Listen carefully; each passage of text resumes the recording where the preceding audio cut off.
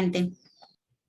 Buenas tardes a todas, bienvenidas a esta nuestra cuarta sesión de la Escuela Política Feminista que estamos impulsando desde la campaña Somos la Mitad, Queremos Paridad, con Manuela Ramos y Flora Tristán, con el apoyo de CUSO y el apoyo de Diaconía.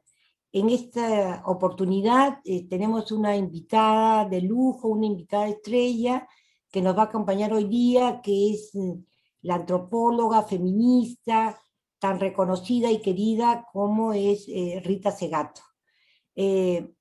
Para quienes no la conocen, decir que voy a más o menos enseñar sus publicaciones, que han sido innovadoras en el discurso y en las propuestas feministas en los últimos años. Ella se graduó en la Universidad de Belfast como doctora y ejerció la docencia en la Universidad de Brasilia, pero ha regresado a la Argentina después de muchos años y desde allí es que está, digamos, trabajando y viajando continuamente por todos los países. Decirles que en esta ocasión Rita está recibiendo un reconocimiento en una universidad, la Universidad de Turín en Italia, y entonces esta sesión, ¿no es cierto?, la hemos grabado con Rita hace unos días, pero igual hemos recibido las preguntas de las alumnas de la escuela. Esta es una escuela que tiene casi 60 alumnas feministas y organizaciones de mujeres. Ellas han leído las estructuras elementales de la violencia y han hecho llegar sus preguntas. Antes de comenzar con Rita, voy a ir presentando sus trabajos. Tenemos el de Contrapedagogía de la Crueldad, ese es otro de los libros que esperamos que todas las puedan leer. La guerra contra las mujeres es otra de sus publicaciones, y esta que es la crítica a la colonialidad en 8 ensayos, que es otra de los trabajos de Rita, que nosotras hemos empezado con una en la escuela y esperamos que todas nosotras y nuestras alumnas e invitadas podamos no solamente escuchar hoy día a Rita, sino también leerla y reflexionar con los grandes aportes que Rita Segato ha hecho a los feminismos, no solamente en América Latina, sino creo al feminismo global que hoy impacta en el mundo entero. Con esto damos la bienvenida a Rita y comenzamos con ella.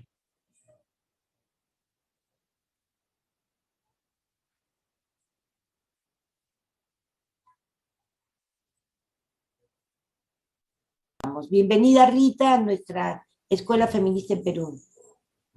Gracias, Diana, un saludo a ustedes, un agradecimiento por la presencia, y también un saludo a todas las compañeras de la Flora Tristán y de las otras organizaciones que juntas hacen esta tarea maravillosa, porque es necesario pensar todo el tiempo. El activismo que nos va acompañado de un constante esfuerzo por reflexionar, pensar, renovar las categorías, renovar las consignas inclusive, y no citarlas mecánicamente, no fetichizar las consignas, sino todo el tiempo caminar, renovarlas, ampliarlas, desdoblarlas, generar nuevas ideas y palabras.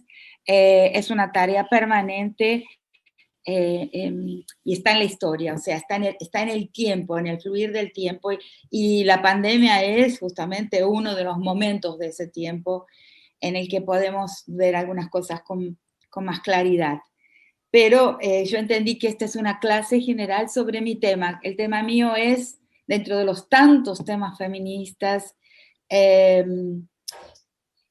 la cuestión de la violencia. Entonces preparé así un outline, una listita de temas de la cuestión de la violencia y algunos problemas relacionados con ella. Quiero decirles que para mí género es violencia, ¿no?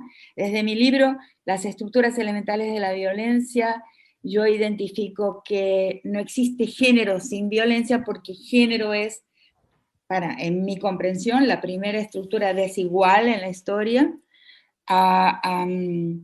y por lo tanto es la primera estructura en la que se da una expropiación de valor y soberanía, en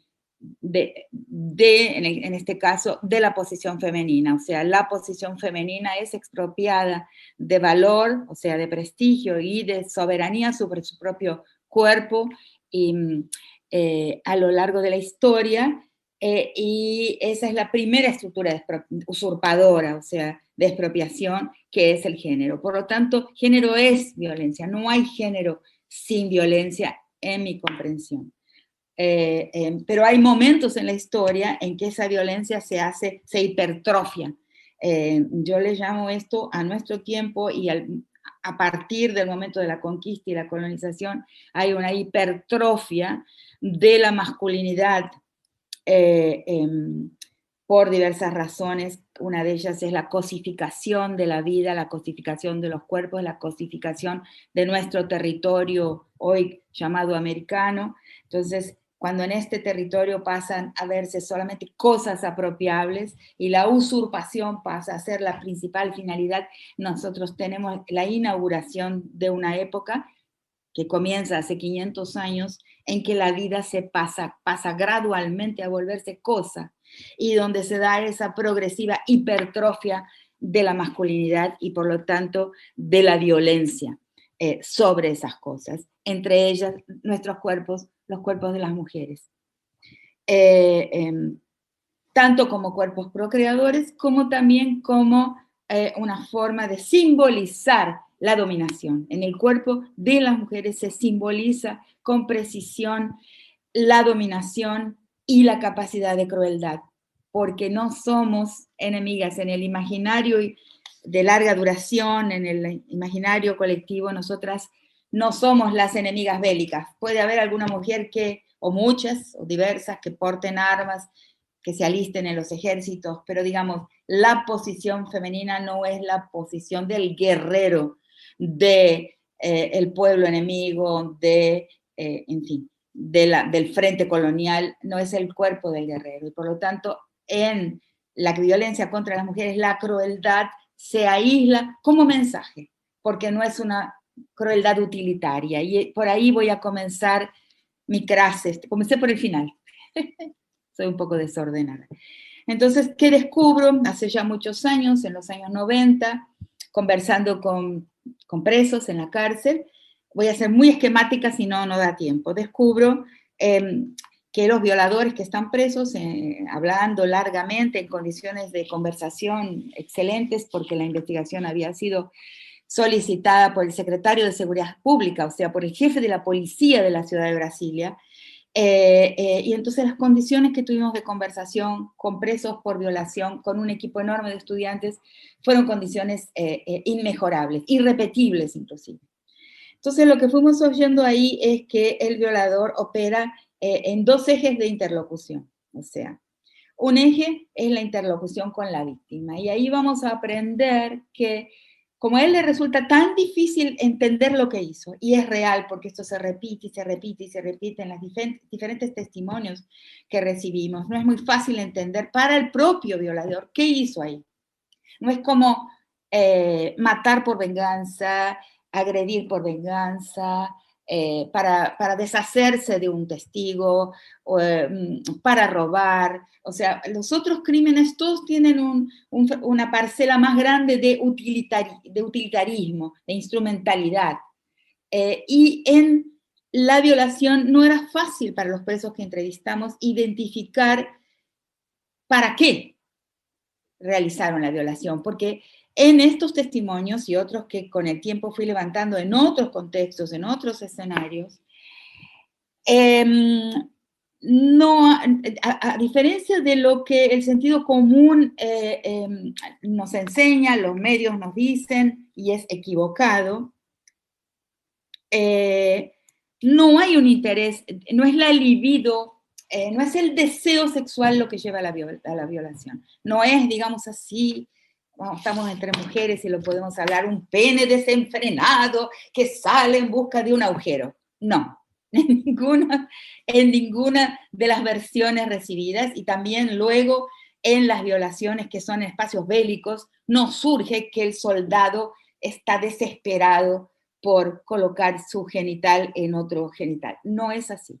Entonces, ¿qué es? ¿Cuál es la utilidad de la violación? Y como los presos que entrevistamos en esa ocasión lo saben, o sea, entienden muy bien que no era una desesperación. Por ejemplo, han dicho, no, si yo todos los sábados me reunía con mis compinches, con mis compañeros en un burdel, en los alrededores de Brasilia, además tenía varias novias, y además tenía mi mujer. No es eso. O sea, en la búsqueda del sentido de la acción no se conseguía identificar esa utilidad que sería el desahogo sexual, que está todavía en algunos discursos de los operadores del derecho. El desahogo sexual no apareció nunca. Y de ahí en adelante hemos visto, por ejemplo, en el peritaje para Guatemala, cómo algunos soldados que venían de pueblos indígenas y que habían sido alistados en el ejército guatemalteco, se habla en los manuales de la necesidad de entrenar para la violación, que no es esa cosa que nos dicen los medios y el sentido común fue habituado a pensar que irrumpe un deseo incontrolable. No es por ahí.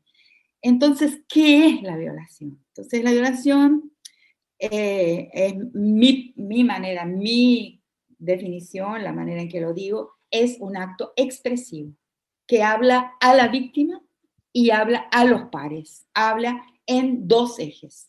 Un eje que le llamo vertical, que es del violador a su víctima. Y en ese eje, y es lo que han tomado ahí muy recientemente las tesis de Chile, porque ese eje es el eje del moralizador. O sea, es lo que puede explicar que en México, por ejemplo, la clásica violación de Atenco de 5 policiales a una señora de 72 años que llega a la delegacia de policía, denuncia y muere. ¿Qué deseo sexual tenían en el medio de una represión en los campos, en el espacio de Atenco, en el sitio de Atenco? ¿Qué deseo sexual y por una señora de 72 años podrían tener estos 5 policías? Entonces, ahí aparece la sexualidad como arma de guerra, claramente. Pero ya en la cárcel, en las entrevistas a los violadores, había aparecido, y así está escrito en mi primer texto, que es de los años 90, y que está en el libro Las estructuras elementales de la violencia, que la sexualidad en la violación no es otra cosa que un arma de guerra, una forma de agresión. Y esa forma de agresión expresa algo a la víctima. Le expresa la superioridad moral, moralizadora, moralizante del agresor. Por eso las tesis en Chile, cuando hablan de los carabineros de Chile que han violado a tantas muchachas manifestantes en el levantamiento del año pasado en Chile, habla, el violador eres tú. Eso sale de esa visión del violador como un ser moral por excelencia, porque eso es lo que escuchamos en la cárcel, es un ser moral, es un juez, y es un moralizador, un disciplinador de la posición femenina, a la cual al moralizarla, la viola como forma de domesticación del cuerpo femenino. Entonces, ese es el eje vertical, a la víctima. Ahí hay un discurso, y ese discurso, como dije, es de juicio, de moralización, de disciplinamiento y de subordinación moral, física al cuerpo de la mujer. Pero luego hay otro eje, y eso es el que quizás ha sido un poco menos examinado por el pensamiento feminista, y ahí, digamos, el texto para mí, que ya es histórico, un clásico de Susan Brown Miller, importantísimo, sobre la violación, que lo cito para que lo tengan como una referencia. Para mí ha sido una referencia. Se llama Against Our Will, contra nuestro deseo. Entonces, pero ha sido el pensamiento feminista con su extraordinaria producción teórica de décadas, ya de 70 años de producción teórica, que llena más estantes que muchas de las disciplinas convencionales, de una gran complejidad, la crítica feminista al psicoanálisis, la crítica feminista a la antropología, la crítica feminista a la historia, a la ciencia, en fin, impresionante, pero ha colocado el foco mucho más fuertemente sobre este eje, que es el eje vertical agresor-víctima. Pero tenemos otro eje, tan importante como ese, que es el eje que le llamo horizontal, que es el eje de interlocución, y le llamo dos ejes de interlocución porque, como les estoy explicando, para mí la violación es un gesto comunicativo, expresivo, mucho más que instrumental, es lo que expliqué antes, después podemos conversar sobre eso. En este eje horizontal, el violador nunca está solo. O sea, la idea que también los medios masivos de información y que muchos jueces y fiscales tienen en la cabeza de un loco, anónimo, anómalo, solitario, aislado, enfermo mental, desviante, solitario. Como esa figura del violador es falsa. Siempre el violador está acompañado por un interlocutor en sombras, como le llamo, o si no acompañado físicamente. Y ahí hay un gran descubrimiento de los años 50 de un psiquiatra norteamericano, y en esto los norteamericanos han trabajado mucho porque es un país asoladísimo por el gesto violador, quizás el país más violador del mundo, y eso me permite decirles muy rápidamente como una digresión, y en acuerdo con lo que les decía al principio, de que justamente con la colonización, la cosificación de la vida, que es lo que sucede a partir del momento de la conquista y la colonización, y en el momento presente podemos decir que la violación es un acto de consumo, de consumición de la víctima. Entonces los países, un país extremadamente consumista como son los Estados Unidos, también es un país extremadamente violador. Hay una asociación profunda entre la violación y el consumismo, ¿sí? Como un acto psíquico, ¿no? De apropiación del cuerpo como cosa. Entonces, o sea, de la subordinación de ese cuerpo también para cosificarlo. Entonces, pero en el impulso violador, desde la perspectiva del agresor, no es fácil identificar. Él lo que está haciendo ahí es comunicándole a la víctima su inferioridad moral. Y en el caso del eje horizontal, con sus pares, él se está titulando, o sea, él está accediendo a un grupo de pares que exigen determinados gestos de crueldad, y la capacidad por parte de quien pretenda ser un par en el orden masculino, la capacidad de extraer una tributación, un tributo del cuerpo femenino, o sea, hacer transitar un don, como le llamamos en la antropología, un tributo desde el cuerpo femenino a la posición masculina para constituir la posición masculina, para que un hombre pueda ser hombre. O sea, para que un hombre pueda ser hombre, tiene que tener una mujer. Dicho de esa forma se entiende. Y lo podemos decir de esa forma también. Tiene que ser capaz de capturar, ¿no? Algo que le llamo tributo de una mujer. En general lo hace por las buenas, pero en algunos casos, en el caso de la violación, en el caso de Ciudad Juárez clásicamente, lo hace mancomunadamente. Y hay un psiquiatra norteamericano, como les decía, en los años 50, que se llama Menasher Amin, que yo lo cito en Las estructuras elementales de la violencia. Él descubre algo que fue sorprendente para ese momento y que todavía el sentido común no lo asimila, que es que la mayor parte de las violaciones en los Estados Unidos ya para esa época, con muchísimos convictos por violación, no se hicieron en soledad. O sea, son acciones de pandillas, son acciones de gangs, son acciones de grupo. Esto contradice el sentido común. porque en el sentido común, el violador, una vez más, es un desviante, ¿no? Pero sin embargo, el violador eres tú, como dicen las tesis. El violador eres tú, porque no es un desviante, sino absolutamente una persona en el lugar de quien impone el orden de la sociedad. Y el orden de la sociedad está pesadamente asentado en el orden de género. Es por eso que cuando nosotras feministas estamos casi llegando a destino y mucha gente está incorporando, en el campo simbólico nuestro discurso está muy incorporado, o sea, entonces justamente en este momento, en un periodo muy corto de tiempo, aparecen una cantidad de reacciones desesperadas, ¿no? Con mis hijos no te metas, la familia,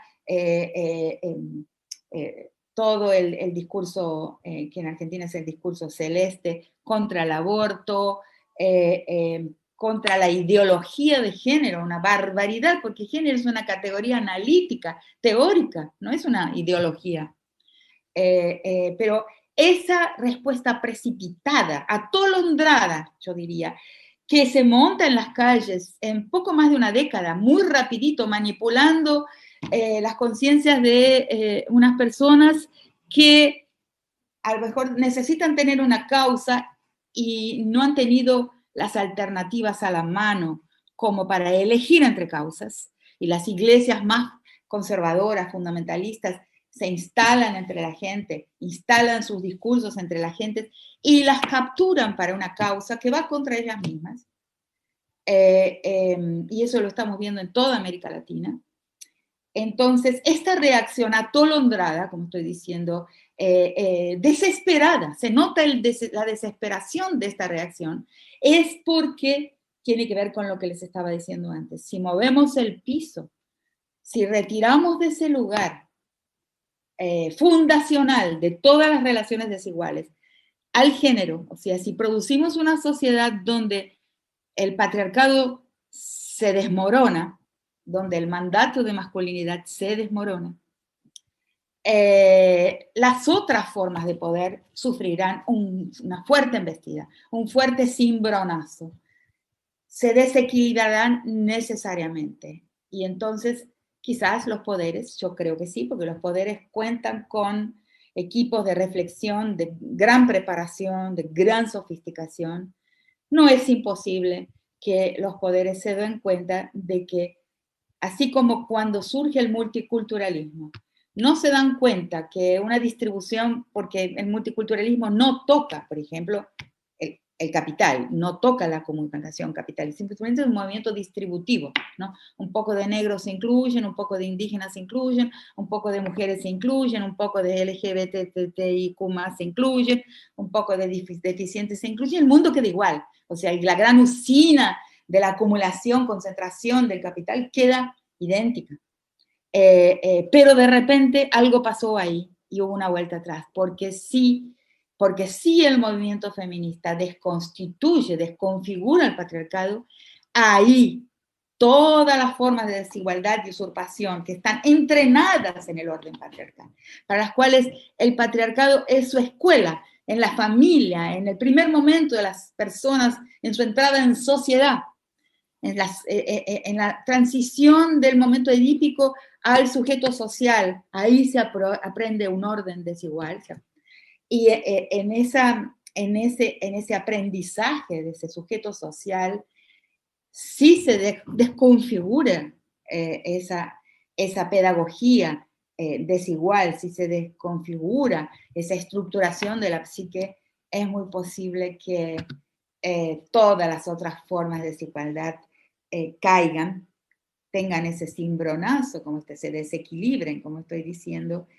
Y es muy posible también que los dueños del mundo, en un mundo estructurado por más que la desigualdad, por la dueñidad, como yo he afirmado que es el mundo de nuestros días, un mundo refeudalizado, donde unos pocos dueños son dueños de la vida y de la muerte, un mundo también mafializado, muy especialmente para nuestro continente, donde hay una segunda realidad, un paraestado, una paraeconomía, una paralegalidad, una parapolicía y una paracomunicación.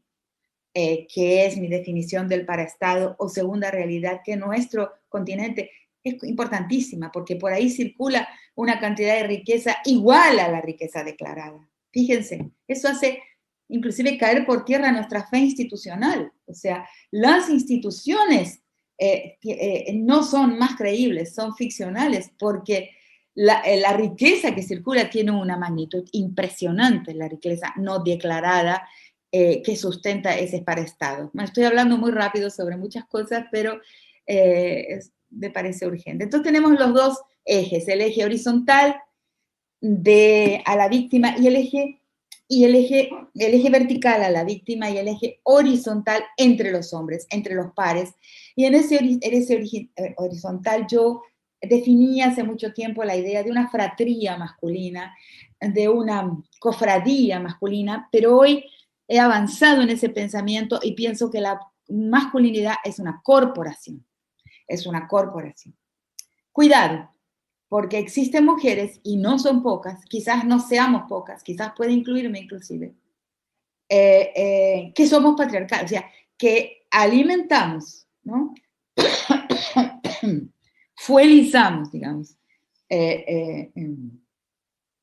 damos el combustible para la reproducción de este orden. O sea, no basta tener un cuerpo de mujer para amenazar este orden.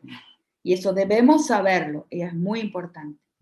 Es un tema muy largo, pero entonces, en ese orden horizontal, ahí ocurre esto que he llamado el mandato de masculinidad. Si vas a ser considerado un hombre por tus pares, o sea, dentro de la fratría, dentro de la cofradía, si serás considerado hombre, tendrás que hacer o ser capaz de determinadas cosas.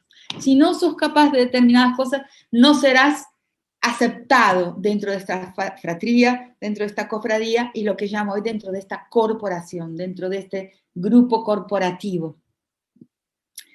Y el hecho de que la masculinidad sea una corporación es gravísimo, porque en ella asentan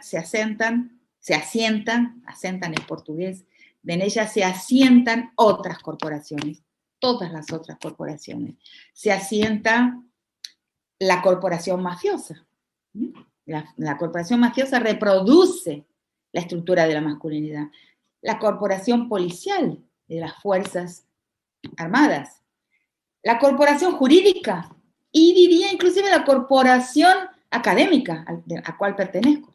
O sea, el orden corporativo está hipertrofiado en el presente, en nuestras sociedades. Porque por varias razones, la falla del Estado, la falla de la institucionalidad, el aumento creciente de esta segunda economía que gobierna la vida y que no la vemos porque no está en las instituciones, pero afecta a las instituciones, compra las elecciones, compra los procesos electorales. Estamos hablando de una esfera de cuestiones amplísima que afecta toda la realidad. No es un problema de las mujeres, ese es el error nuestro también, habernos curvado y haber concedido de que estamos en un orden donde hay minorías. Decir que el problema de las mujeres, primero, decir que las mujeres somos una minoría. Bueno, ya existió un antropólogo francés llamado Valandier que dijo una minoría política. Las minorías no son numéricas, son políticas, todo bien. Pero decir también que las mujeres somos una minoría política es equivocado. Las mujeres formateamos la conciencia de las personas. Maternar es político. Nosotras damos forma a la piel política de quienes criamos, ¿no? Entonces, las mujeres no somos una minoría política, tenemos un impacto en la vida colectiva monumental y un impacto en la historia monumental, ¿no? Por eso también es muy importante formar mujeres, tratar de hablarle a las mujeres para que se desmarquen del orden patriarcal y ni siquiera en sus gestos más impensados los alimenten. Y todas lo hacemos a veces. Entonces, advertidos, ¿no? Tenemos que ser advertidas, ¿no? Nuestro deseo, como dirá ahí, citando a Lacan, tiene que ser un deseo advertido, ¿no? Bien, sigamos.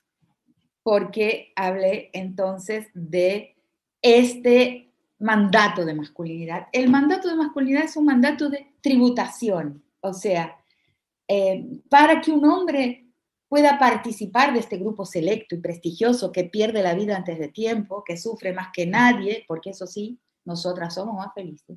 Tenemos una capacidad de risa mucho mayor y espero que no la perdamos nunca. Entonces, para participar de este grupo selecto que en todos los países del mundo muere antes, tiene ataques del corazón todo el tiempo, se hace matar a los 20 años, prepara ya, como en Puerto Rico, los funerales de los pandilleros de Puerto Rico, que ya con 15 años dicen cómo van a querer ser velados. Esta felicidad mortífera, para pertenecer al grupo que es feliz de esta forma mortífera, los hombres tienen que ser capaces de extraer un tributo del cuerpo femenino, hacer viajar una tributación del cuerpo femenino a la posición masculina, exhibirlo como un cazador exhibe el cuerpo de un jabalí o el cuerpo de un ciervo en su casa, en su salón donde exhibe sus triunfos de caza, como el rey de España mató un elefante. No es casualidad. En el terreno simbólico es toda la misma economía simbólica, ¿no? Si sos un rey tendrás que matar algo realmente muy grande, un elefante. Miren qué cosa estúpida. Es absolutamente imbécil. Bien, entonces, este mandato de masculinidad tiene sus exigencias. Por un lado, concede una investidura. Al hombre le concede la investidura masculina, más prestigio, más estatus, bueno, entre paréntesis, más muerte, más dolor psíquico, no tratado en los médicos, porque el problema de los hombres es que no quieren, no van al médico, o sea, eso está contabilizado en las estadísticas, ¿no? Nosotras tomamos mucho más antidepresivos, el hombre no. O sea, eso es estadístico, ¿no? La recurrencia a la medicina por parte de mujeres y hombres. Entonces parece que nosotras sufrimos más, pero no es verdad. Y no debemos aceptarlo. Nuestro problema es que vamos a salvar a los hombres de su terrible sufrimiento. Bueno. Entonces, el hombre tiene que conseguir esa tributación, que se consigue, hasta donde he pensado, mediante una de sus 7 potencias, ¿no? La primera, la más frágil de todas, porque se va muy rápidamente con la edad, la potencia sexual, para la cual hoy también hay remedios, ¿no? El Viagra y equivalentes. La potencia sexual, la potencia física, ¿no? La envergadura, la musculatura, la fuerza. La potencia bélica, ahí empieza el problema, ¿no? Que es ser capaz de dominar bélicamente a alguien, ¿no? A sus antagonistas. La potencia moral, el juez, el legislador, que por mucho tiempo son instituciones masculinas, aunque hoy pueden haber mujeres en este papel, en esta función pública, pero la función pertenece a la historia de los hombres y eso es algo que hay que entender.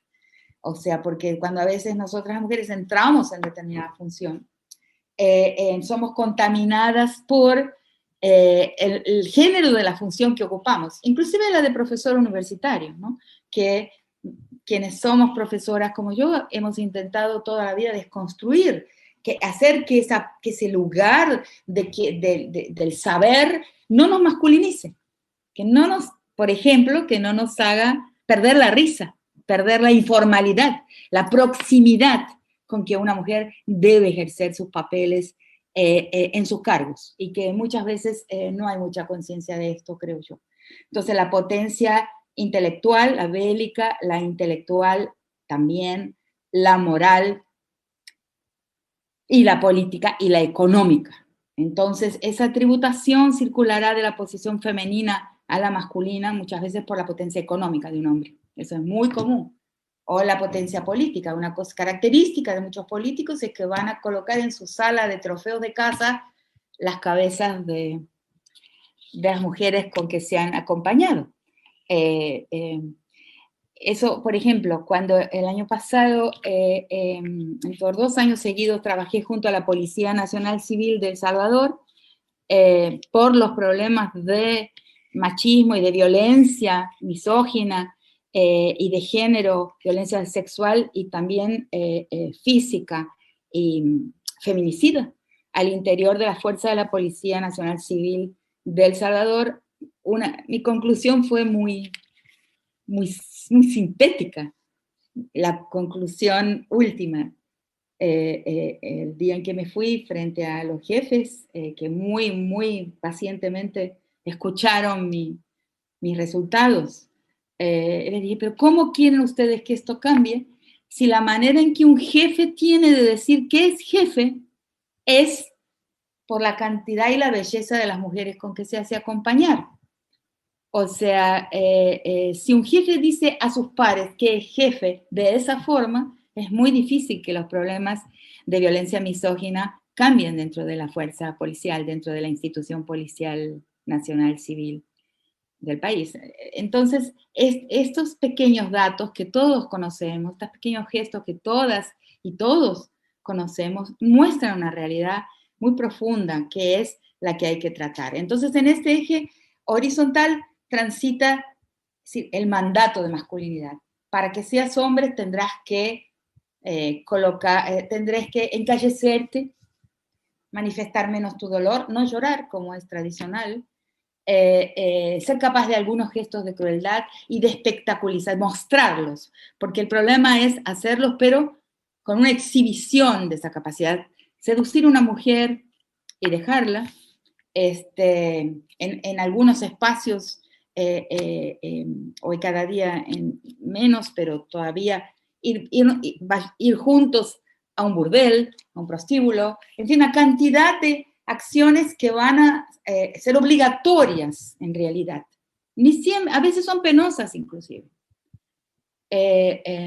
Son obligatorias para poder participar de la corporación masculina y sus supuestas ventajas, porque la publicidad de la corporación masculina es mucho más fuerte, mucho más eficaz que las ventajas reales que de esa posición emanan. Bien, entonces esas son las estructuras ahora tenemos, no hay mucho tiempo más, pero que hablar, o sea, de algunos problemas como las soluciones, o cómo se manifiesta esto en la pandemia. Pero yo creo que hablé hasta ahora de la estructura de la violencia, que como ven lleva un poco más de tiempo de lo que habíamos planeado. No sé, Diana,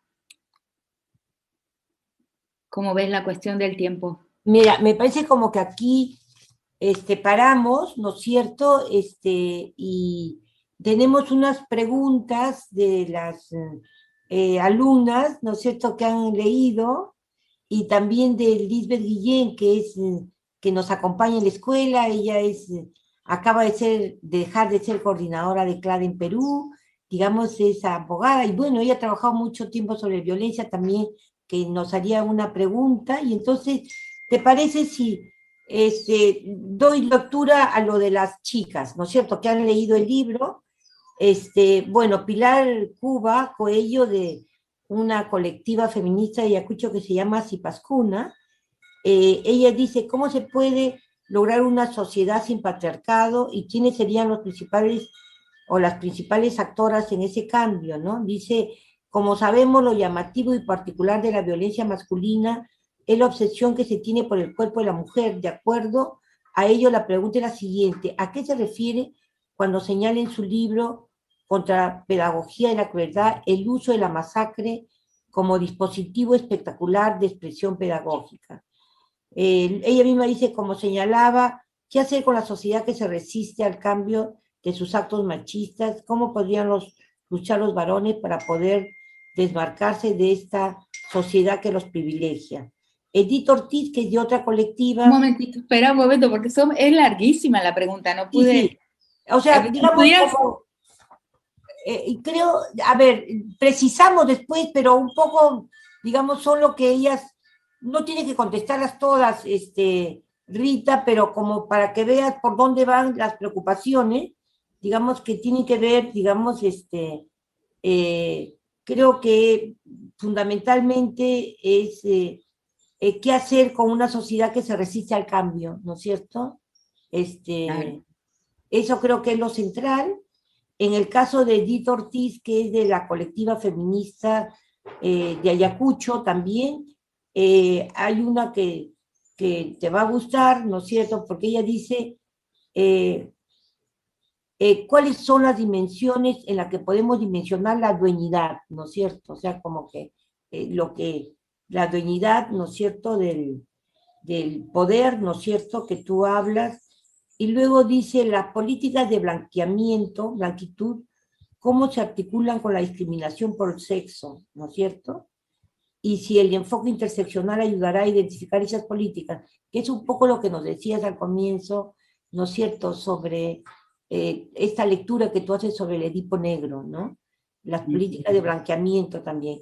Luego Marita Cabrejos de Huancayo Feminista, que es otra colectiva, dice, eh, hace más de un siglo que las mujeres y diversidades vienen luchando por una vida justa y digna, pero justamente esta lucha continua ha generado y sigue generando cierta obstinación en los hombres de querer llevarles la contraria cada vez con mayor intensidad, ¿no? O sea, como que hay una percepción de que seguimos luchando y ellos siguen obstinados, ¿no es cierto?, en no cambiar. Creo que es en lo que nos está diciendo Marita Cabrejos. Y luego, ella tiene otra más, pero la voy a dejar ahí, y Helen Mancilla de Hatun Warmi, que es otra colectiva, dice qué elementos o categorías nos pueden ayudar a comprender el fenómeno del feminicidio en nuestro territorio, ¿no? O sea, yo creo que estas en general, Rita, no tienes que contestar todas, pero creo que hay una preocupación, digamos, de ellas también por cómo seguir su activismo, ¿no es cierto?, que lo tienen en todos los territorios, de enfrentar, ¿no es cierto?, el patriarcado y el machismo fundamentalmente, ¿no? Y lo otro, le quiero invitar a Lisbeth Guillén, que nos acompaña, digamos, a hacer alguna pregunta, alguna reflexión que ella tenga antes de pasar a la segunda parte. Adelante, Lisbeth. Gracias, Diana. Siento que estamos abrumando a Rita porque de por sí lo que han planteado las compañeras da también para otro desarrollo más de Rita, a quien agradecemos. Yo quería, solo muy puntual, Rita, retomar con lo que iniciabas, el tema de la diferencia en el tipo de agresión, en el tipo de violencia, ¿no? Porque mucho en nuestro país, en Perú, se habla también de que, pero también las mujeres maltratan, las mujeres también violentan a sus parejas, ¿no? Entonces, con eso, se está, entonces, hay incluso mujeres que han sido detenidas en el mismo lugar, en el mismo sitio donde estaba el agresor. Incluso hemos tenido el caso que terminó asesinada la mujer ahí dentro de ¿no?, de la comisaría, porque la detuvieron a ambos, porque también ella fue denunciada por agresión, ¿no? Entonces, esto que le llamamos como agresiones mutuas, que es una situación sí complicada, y que sí para quienes atienden los temas de violencia debe quedar también muy, muy preciso, ¿no? Y uno final, el tema esto de los mandatos de masculinidad, sí, también se dice, ¿no?, que para revertir esta situación de violencia contra las mujeres, necesariamente también hay que trabajar el tema de las masculinidades, y a veces se generan más incluso fondos y actividades para este componente, y descuidamos lo que es el propio empoderamiento, el propio reforzamiento de las mujeres para no seguir alimentando esto que tú dices, al patriarcado y esta cultura de desigualdad, ¿no? Por ahí quería plantearte, por favor. Gracias. Sí, Rita, tú decides, ¿no es cierto? Era un poco, digamos, ella salió tu libro y entonces, bueno, están con muchas preguntas, nosotras vamos a continuar en la escuela, ¿no es cierto?, 2 días más, y vamos a tener también oportunidad, la propia Libre, de resolver varias de las preguntas que las jóvenes están haciendo, pero, digamos, tú contestas lo que puedes, ¿no es cierto? Creo Sí. que hay, lo de Lisbeth es muy preciso, ¿no es cierto? Y No voy a, algunas en realidad se responden juntas, por ejemplo. Otras no dan mucho tiempo. Seré sintética también, ¿no? Pero voy en el orden en que me dijeron. Eh, eh, cómo se construye, Pilar, ¿no? Una sociedad sin patriarcado. Esta tiene que ver con otras que también se colocaron.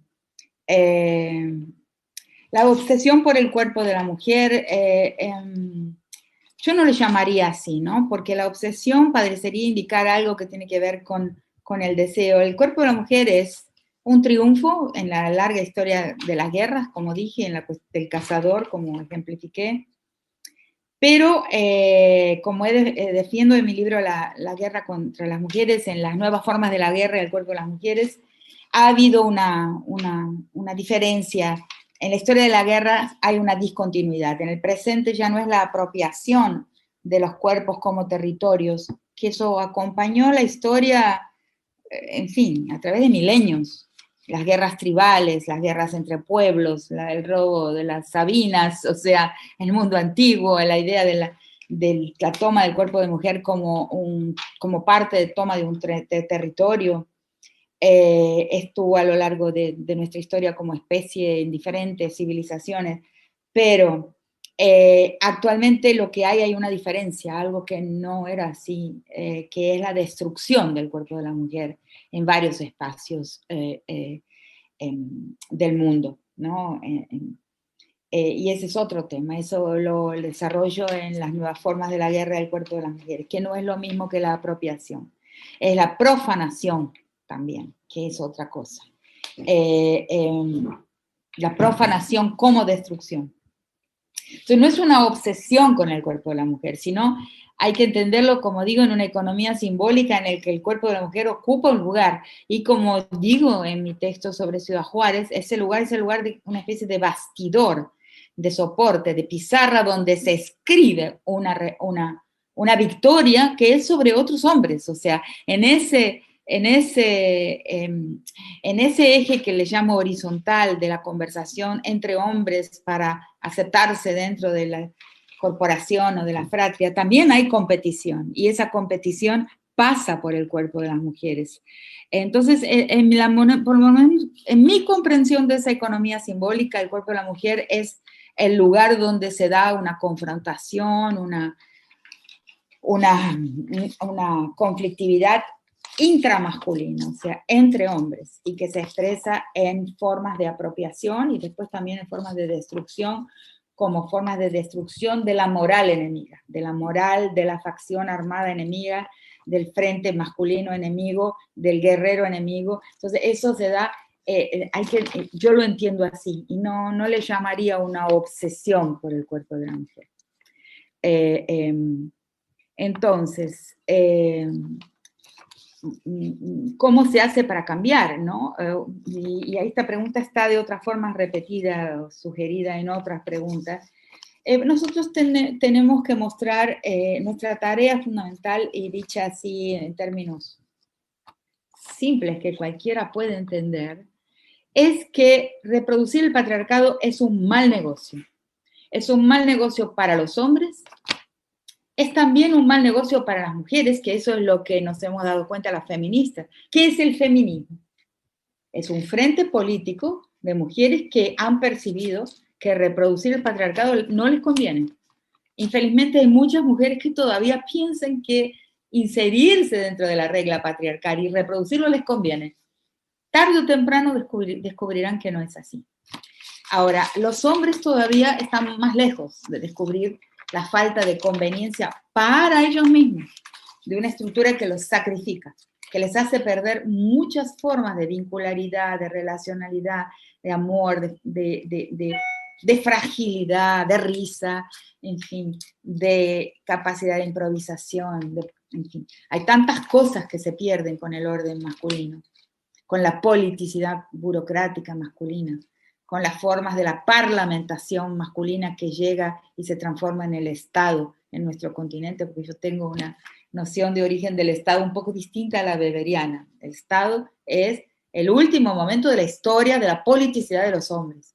Hay otras politicidades, la nuestra es otra. Y además no nos conviene en el planeta, o sea, porque ese orden patriarcal que en el mundo postcolonial se transforma en un orden cosificador de la vida se destruye. O sea, la destrucción de la vida, el trofeo es la consecuencia de la destrucción de la vida, de la objetificación de la vida. Entonces, no le conviene a nadie este orden. Y no trae felicidad, como constatamos todos los días. Encontremos una persona de la camisa feliz y vamos a encontrar que esa persona de la camisa feliz es un descamisado, o sea, alguien que ni tiene camisa. ¿No? El cuento que me contaba mi mamá cuando era niña, cuando era chiquita.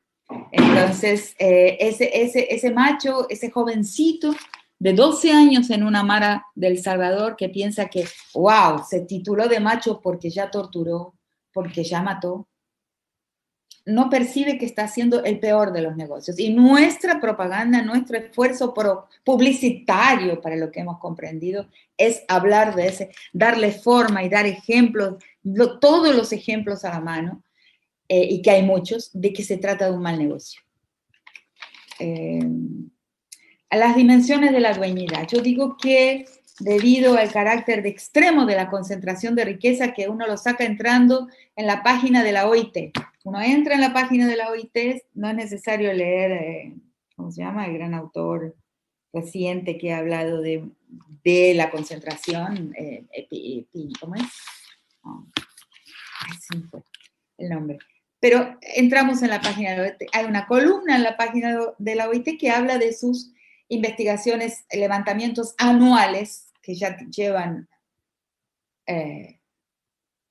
más de una década, aproximadamente una década, en que va mostrando cada año cómo se amplía la concentración de la riqueza, cómo menos personas van siendo dueñas de un porcentaje mayor, y los números son escalofriantes, pero lo más escalofriante es el ritmo de esa concentración.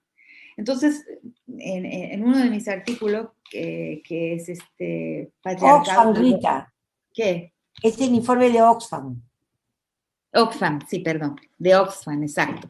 En mi texto que se llama Patriarcado del borde al centro o del margen al centro, voy a decir que hablar de desigualdad, como hablábamos en los años 70, ya es poco, ¿no? Porque en el fondo tendríamos que hablar de una dueñidad, de un lordship, o sea, de una refeudalización. Otros autores han hablado de una refeudalización en el que los feudos tienen un tamaño que no se conoció en la Edad Media, un tamaño mucho más grande que en la primera era feudal. Y que esa feudalización con sus dueños, esa dueñidad tiene que ver también con la falencia total del orden institucional, del poder de las instituciones, y eso muy especialmente para nuestro continente, por el caudal de riqueza no declarado. O sea, hay lores del mundo, como sabemos, en México, todo el Triángulo Norte de América Central, Colombia y Perú también, y hasta en Ecuador de forma creciente y descendiendo hacia el sur también, hay feudos mafiosos, o sea, de dinero, de riqueza, de caudales no declarados, pero que tienen un control inmenso sobre la vida de muchísimas personas en nuestro continente, en las regiones donde el Estado no se ha hecho presente, donde el Estado no está presente, donde el Estado no, ¿en qué sentido? No se hace presente como con la forma de un policía, ¿no? Pero no se hace presente en la forma de un hospital, no se hace presente bajo la forma del cuidado, que es lo que se espera de una orden estatal. Entonces, esos dueños en algunos lugares son los que inclusive ejercen el cuidado. Favelas de Río de Janeiro, luego transformados en milicias, lo que van a cuidar algo, pero mal, de una forma premoderna, inclusive refeudalizada. Esos grandes dueños de caudales son los que para mí dan la estructura del mundo hoy, que es esa estructura de dueñidad. Pero la estructura de dueñidad se ampara fuertemente en el orden patriarcal, porque el orden patriarcal es un orden de dueñidad fundacional en la historia y en la vida individual de cada persona, porque es lo que se aprende al salir a la vida en las familias. O sea, hay una voz dueña de la verdad, hay una voz dueña de la ley. Hay una voz de la cual emana la ley. Psicoanálisis también, ¿no? Es la ley, o sea, hay una voz de la cual emana la forma del orden. Entonces, esa voz del patriarca, del pater familias, presente o ausente, porque lo que vemos y levantamos evidencia en nuestro continente todos los días, es que un patriarca ausente, aún así ausente, es un patriarca.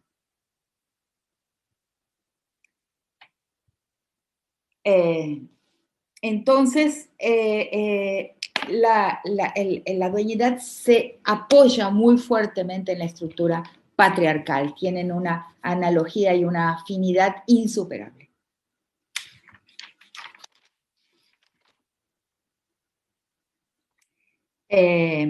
La interseccionalidad. La interseccionalidad es un gran concepto que no debe volverse mecánico, porque si lo invocamos mecánicamente, lo perdemos, como muchas de las consignas también. Solo es interesante analíticamente cuando lo percibimos históricamente, ¿no? Cuando pensamos en la interseccionalidad entre el género, o sea, el poder patriarcal, y la discriminación a los pueblos originarios en nuestro continente o a los pueblos africanos, racial, la discriminación racial o étnica.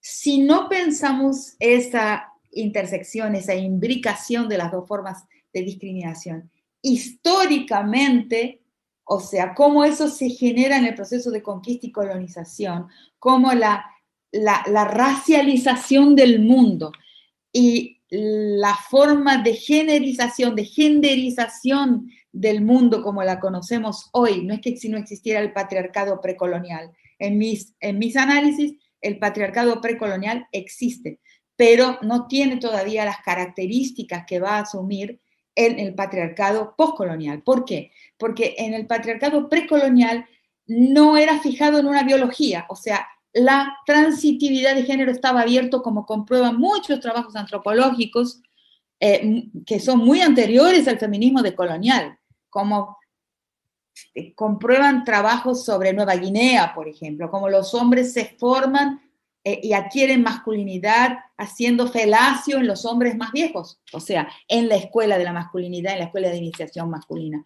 Para nosotros es impensable, o sea, cuanto más semen, ¿no? Hay un libro clásico maravilloso, indispensable leerlo, porque cuando lo leemos vemos una cultura remota en Nueva Guinea. Él no revela el nombre de esa cultura, pero podemos pensar que son los Marinanín de Nueva Guinea. Es algo remoto, porque ahí los jóvenes entran, son secuestrados por la escuela de iniciación masculina, entran ahí y empiezan a hacer felacio, o sea, una relación oral con los hombres más viejos, los que están, los profesores, digamos, los maestros de la escuela de iniciación, y solo cuando han ingerido una cantidad de semen suficiente salen y se transforman en hombres. O sea, el prestigio de la hombridad es la capacidad de satisfacerse y de mamar de la teta de los otros hombres, o sea, de la teta del otro hombre.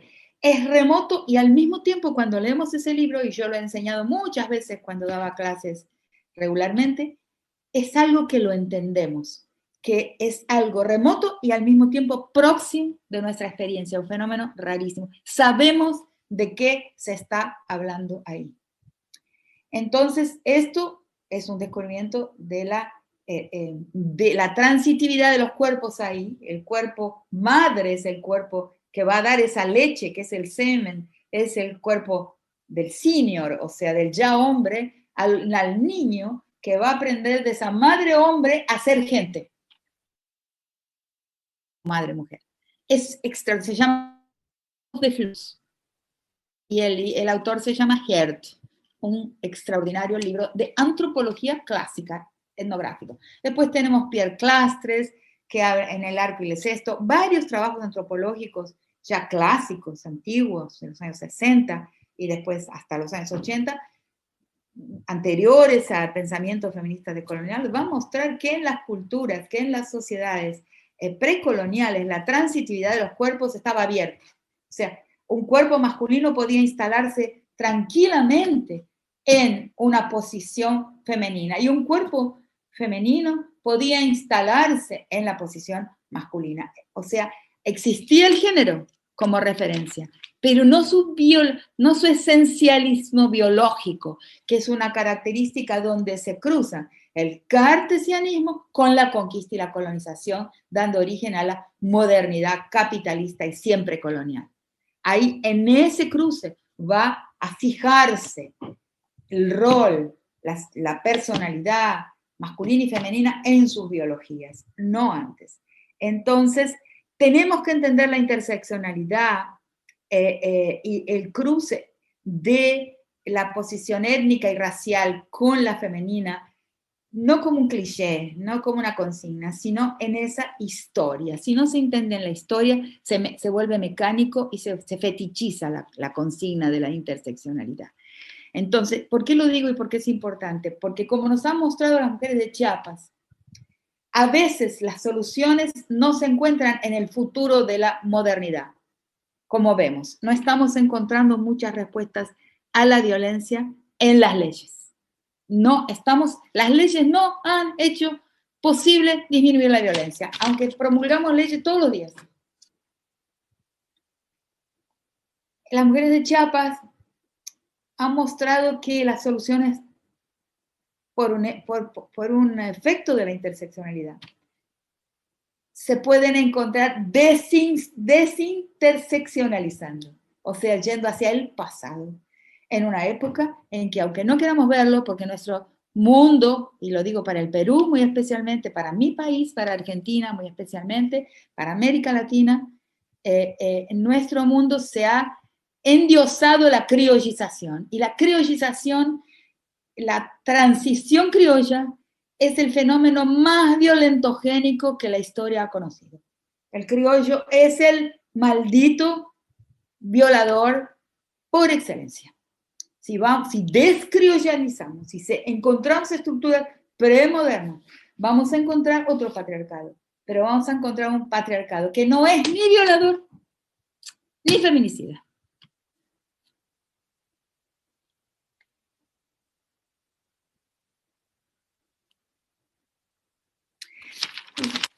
Ahora a las preguntas de Lisbeth.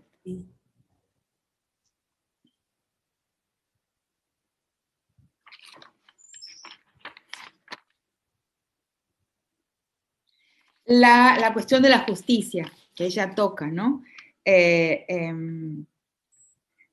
Diferente el tipo de violencia, o sea, la justicia masculina y femenina. Ahí hay un tema importantísimo, no da el tiempo de desarrollarlo completamente hoy, pero si la justicia no aprende a pensar en términos de poder desigual, si la justicia no se comprende como una forma de ecualizar la sociedad, una forma de disolver poderes que son letales, no es justicia. Entonces, cuando una justicia, por ejemplo, en el tema del racismo, ¿no? El racismo al revés, pero los negros son racistas. No vale, porque la justicia tiene que ser pensada en medio de una relación de poder. Y como dije antes, para la interseccionalidad, en una historia. O sea, hay posiciones que están perjudicadas por la historia.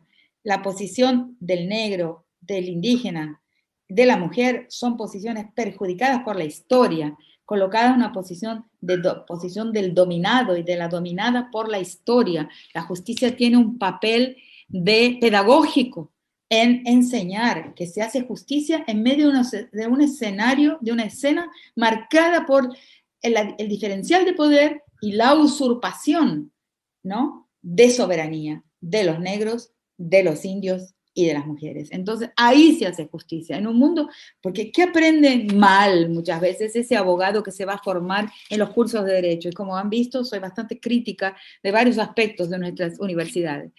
Se va a formar pensando que va a ser justicia para una ciudadanía. Pero esa ciudadanía no existe. ¿Dónde hay ciudadanía? Una ciudadanía de todos iguales, voy a hacer justicia para todos iguales. No, está haciendo justicia para desiguales. Eso no justifica la violencia de las mujeres que han aprendido un orden patriarcal. Y una cosa que estoy proponiendo y que voy a tratar futuramente durante este año en mi cátedra Aníbal Quijano del Museo Reina Sofía de Madrid, les propuse la conferencia que hemos tenido recientemente, el mes pasado, fue una frase de Aníbal que decía, es posible una ideología de izquierda con un episteme de derecha. Y propuse ahora aplicar la frase de Aníbal a nuestros problemas dentro del feminismo.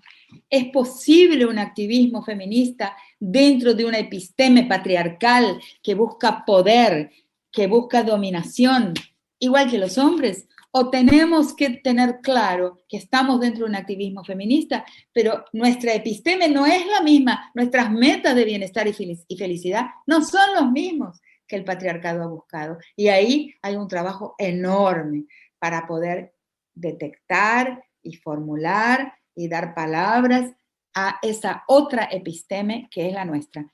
Yo este trabajo estoy a medias de hacerlo y se requiere que todas lo hagamos, pero un activismo feminista que proclama, que se dirige a las mismas formas de acción punitivas, morales, que se coloca una plataforma moral, la plataforma moral para juzgar el mundo, es patriarcal, es del poder. El poder siempre se colocó en una plataforma moral para hacer sus juicios. Es necesario cambiar muchas cosas. Ahora es un trabajo de todas. Bueno. Yo creo que ya sí, claro que sí, Rita, y yo, más bien ya para terminar, y ya como una cosa especial, nosotras en esta escuela y con Manuela, con Flora, con quien nos acompaña, hemos trabajado mucho por conseguir la paridad, ¿no es cierto?, en el sistema político en el Perú. Nosotros estamos yendo a elecciones el 11 de abril con paridad y alternancia en el Congreso, en fin. Y una de las cosas que relacionábamos era que la palabra paridad, ¿no es cierto?, es como estas palabras que tú nos dices que conectan con la gente como mandato en masculinidad que ha conectado. Y la pregunta era si una palabra como paridad, ¿no es cierto?, que da una idea de un mundo más compartido, también puede ser estas palabras que conecten, digamos, o definitivamente esta palabra está dentro del episteme, digamos, también del poder, ¿no? O sea, que también con lo último que has dicho, bueno, queremos los cambios, no sabemos si todo esto de paridad, ¿no es cierto?, está dentro del episteme nuevo, o si estamos reproduciendo, digamos, el patriarcado. Mire, interesante, claro, son respuestas, estas respuestas son gatillos para provocar el pensamiento y seguir pensando, para no dar vueltas en círculos. Y les voy a responder primero con un aforismo de un compatriota de ustedes que fue mi amigo, que fue Aníbal. Él decía así: la lucha es en todos los frentes, sin duda. Hay que lucharla en todos los frentes, en ese de la paridad, claro, en todos, dentro y fuera del Estado. Todas las luchas son válidas cuando mueven el piso, cuando desequilibran lo que existe, ¿no? Entonces la lucha es en todos los frentes, estoy perfecto, la lucha por la paridad. Por el otro lado, como les dije antes, la institución es masculina, o sea, el Parlamento es masculino. La posición del legislador es masculina. Las mujeres que entran a esas posiciones tienen que tener plena conciencia de eso. No pueden no pueden ser seducidas por la manera de habitar esos espacios que forma parte de la historia del patriarcado. Entonces yo ahí identifico algo que he llamado la politicidad en clave femenina y que viene de otra historia. La politicidad en clave femenina viene de la historia de la domesticidad, viene de la historia del espacio doméstico como político, que lo que pasa con el pasaje, con la transición a la modernidad, es que ese espacio en el mundo del individuo se nucleariza y se transforma en privado y en íntimo. Y nosotras, ay, mi vida íntima, mi vida, hay que morir, es ahí que morimos. Cuando las cocinas se cierran, cuando las cocinas no son más transitadas por una gran cantidad de gente, ahí es que nos matan. Entonces, dentro de ese espacio, puerta adentro, que es como le llaman los afrocolombianos, ellos hablan de un espacio puerta adentro, un espacio casa afuera, espacio casa adentro, espacio... dentro de este espacio casa adentro, nosotras a lo largo de una historia larguísima, siempre tuvimos un saber hacer, un savoir-faire, un know-how de gestión de la vida.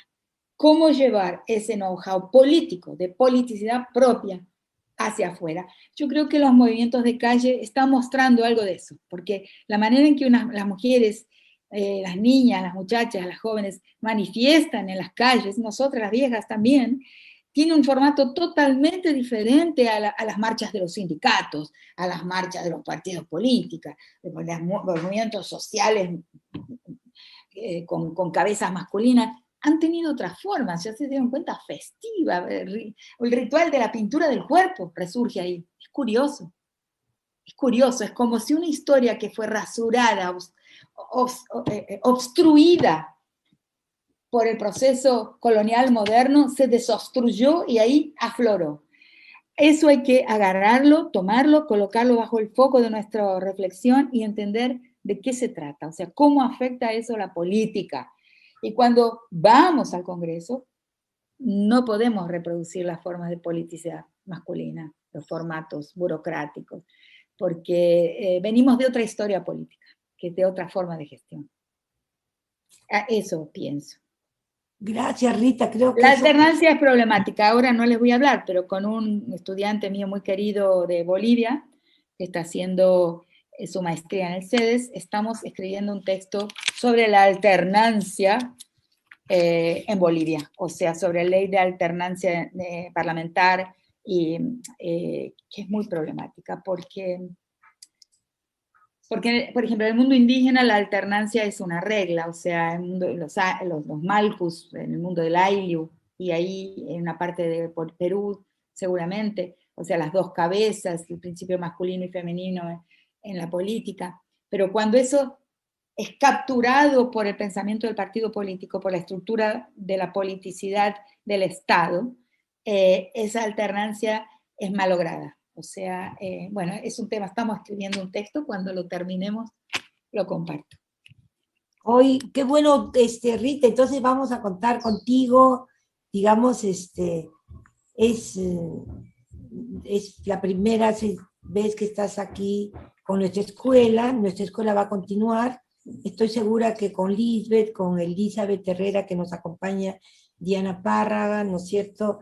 En la escuela vamos a seguir contando contigo. Entonces, muchas gracias, Rita. Mando un abrazo muy grande. Un honor haber tenido, y para nuestros participantes también va a ser muy rico y es de verdad un privilegio tener gracias por darme la oportunidad de compartir. Me entusiasmo porque la oportunidad de compartir es muy grande para mí, significa mucho. Un beso.